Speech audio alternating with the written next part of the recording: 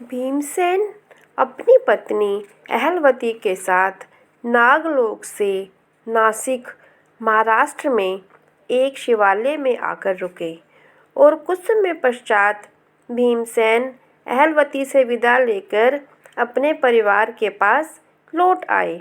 उस समय अहलवती गर्भवती थी। समय आने पर अहलवती ने पुत्र को जन्म दिया, जिसका नाम बर्बरीक रखा। दोनों माँ बेटा वहाँ रहकर शंकर जी की आराधना करते और ब्राह्मणों को उनकी तपस्या में रक्षा करते थे। एक दिन नारद जी का वहाँ आगमन हुआ और उन्होंने सूचना दी कि कुछ समय पश्चात कौरवों और उसके परिवार पांडवों के बीच महाभारत का युद्ध होने वाला है। अतः बर्बरीक को अपने परिवार की सहायता करनी चाहिए। तत्पश्चात बर्बरीक ने युद्ध में जाने की आज्ञा मांगी और अहलवती ने भारी मन से आज्ञा दी और सख्त निर्देश दिया कि वहां पहुंचते ही कृष्ण जी से भेंट करना और जैसा वो कहें वैसा ही करना। बर्बरीक वहां से कुरुक्षेत्र के लिए चल पड़े और रास्ते में विश्राम करने के लिए रुके, जहाँ पर कुआं और पीपल का पेड़ था। वहीं पर श्री कृष्ण ब्राह्मण के वेश में बर्बरीक से मिलने आए और बर्बरीक से पूछने पर बताया कि वे कुरुक्षेत्र में होने वाले महाभारत के युद्ध में अपने परिवार की सहायता के लिए जा रहा है। ब्राह्मण के पूछने पर बर्बरीक ने बताया कि उसके धनुष और बाण दिव्य अस्त्र हैं, क्योंकि धनुष अग्नि देव ने प्रदान किया था और बाण शंकर जी ने प्रदान किए थे।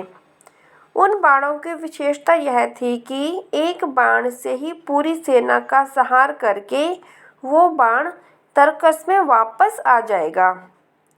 ब्राह्मण देव ने अविश्वास जताते हुए कहा, अगर शक्ति है तो पीपल के सारे पत्तों में छेद कर दो। तुरंत ही बर्बरीक ने बाण का संधान करके छोड़ा और पलक झपकते ही बाण ने सारे पत्ते बींध दिए और वापस आकर तरकस में पहुंच गया।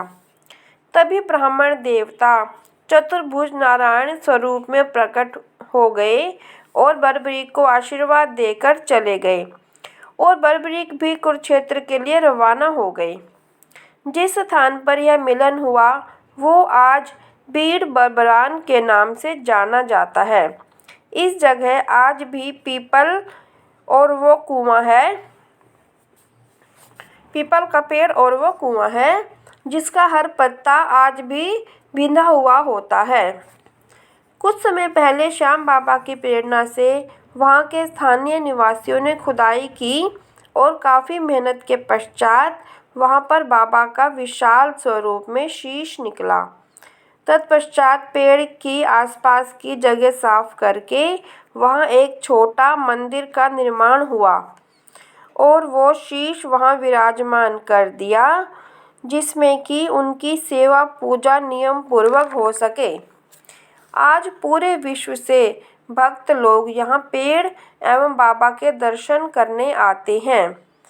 अभी वहाँ के स्थानीय निवासियों ने श्याम कुंड की नींव भी रख दी है।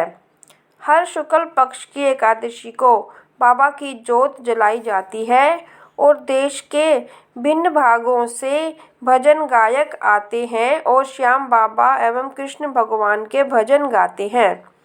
इस स्थान का महत्व यह है कि बर्बरीक श्याम बाबा युद्ध में जाने से पहले यहाँ पर रुके थे और उसके पश्चात ही युद्ध भूमि में जाकर श्री कृष्ण के मांगने पर अपना शीश काटकर श्री कृष्ण के हाथों में दे दिया।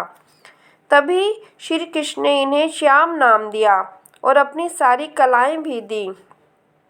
काफ़ी समय बीत जाने पर खाटू नगर में श्याम कुंड से बाबा का शीश निकला और भक्तों ने वहां भव्य मंदिर बनाकर बाबा को वहां विराजमान कर दिया।